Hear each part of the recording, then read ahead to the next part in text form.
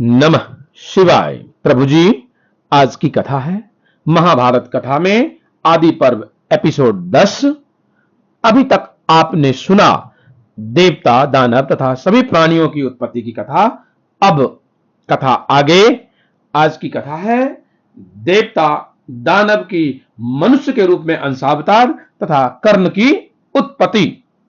वैशंपायन जी कहते हैं, जन्मेजय, अब मैं यह वर्णन करता हूं कि किन किन देवता और दानवों ने किन किन मनुष्य के रूप में जन्म लिया था तथा पृथ्वी का भार कम करने के लिए उन्होंने यह कार्य किया था।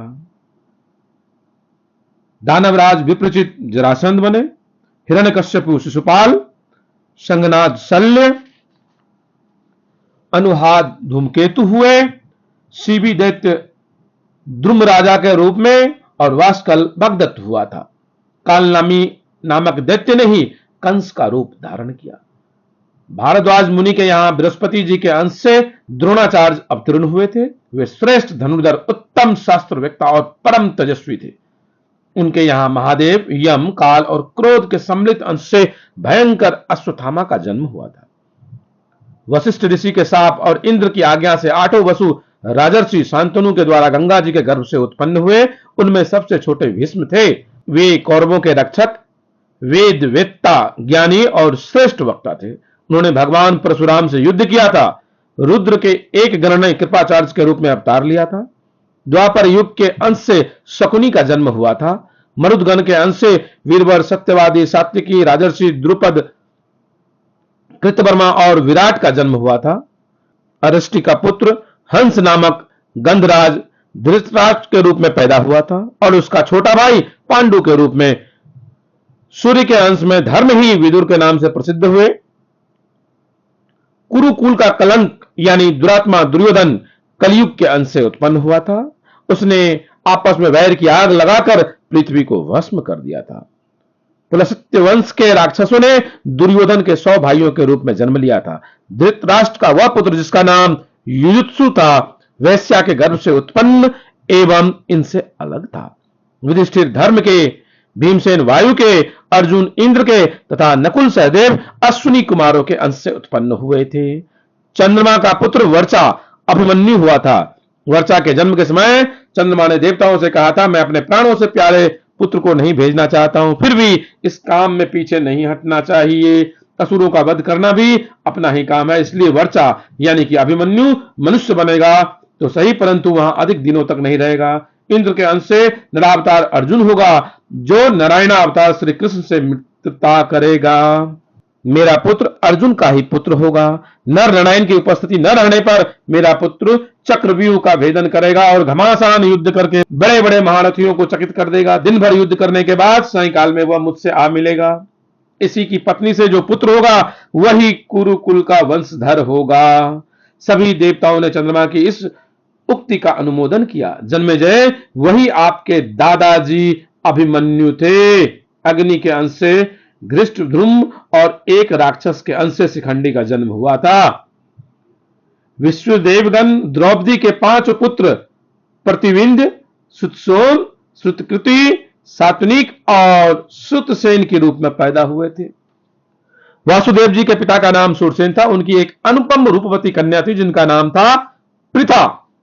सूरसेन ने अग्नि के सामने प्रतिज्ञा की थी कि मैं अपनी पहली संतान बुआ के संतानहीन पुत्र यानी कि कुंती भोज को दे दूंगा। उनके यहां पहले ही पृथा की जन्म हुआ, इसलिए उन्होंने कुंती भोज को पृथा को दे दिया। जिस समय पृथा छोटी थी, अपने पिता कुंती भोज के पास रहती और अतिथियों का सेवा सत्कार करती थी। एक बार पृथा ने, जिसे आप कुंती के नाम से जानते हैं, दुर्वासा ऋषि की बड़ी सेवा की। उसकी सेवा से ऋषि प्रसन्न हुए और पृथा को एक मंत्र बतलाया और कहा कि कल्याणी, मैं तुम पर प्रसन्न हूं। तुम इस मंत्र से जिस देवता का आह्वान करोगी उसी के कृपा प्रसाद से तुम्हें पुत्र उत्पन्न होगा।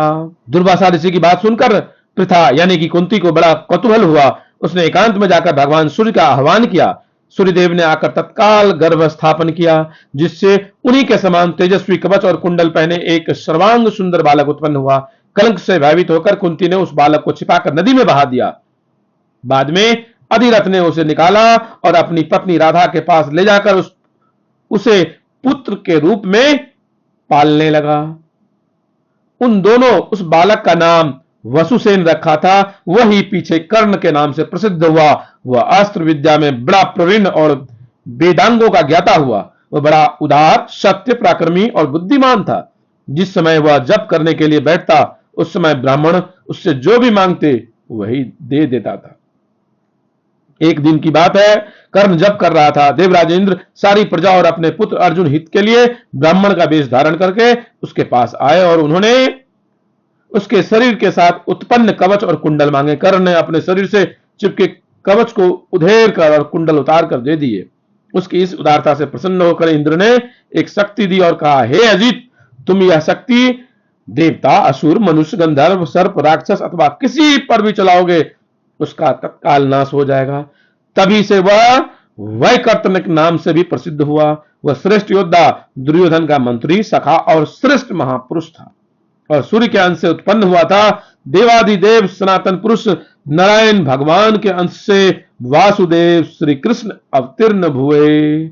बोलिए भगवान श्री कृष्ण की जय। महाबली बलदेव जी शेष के अंश थे।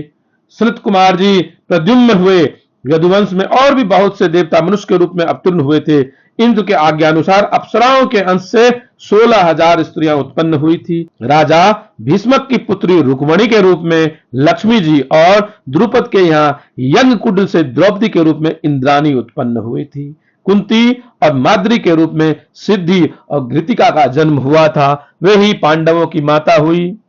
मतिका का जन्म राजा सुबल की पुत्री गांधारी के रूप में हुआ था। इस प्रकार देवता, असुर, गंधर्व, अप्सरा, राक्षस अपने अपने अंश से मनुष्य के रूप में उत्पन्न हुए थे। प्रभु जी आज की कथा यहीं विराम देते हैं।